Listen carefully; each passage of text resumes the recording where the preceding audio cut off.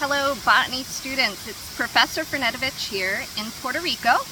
I'm at a lovely waterfall in San Sebastian and I found a flower that I think you'll like. It fell from a tree, and the reason I thought this was interesting for us was because the petals are all fused, just like our snapdragons from class. And this is from a native tree. I haven't yet identified it, but I will. And when we look inside, we could see the different flower parts, the stamens and pistils, and those big spiky ones are the stamens and the pollen bearing structures. When I dissect it, take it apart,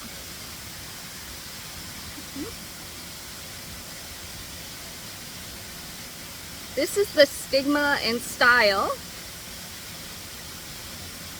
and there's just one, and then there are 4 of these.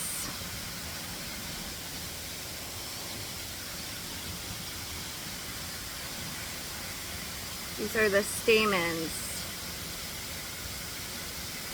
and they have these elaborate little separations on it. And so this is the flower dissected. I'll identify it and let you know.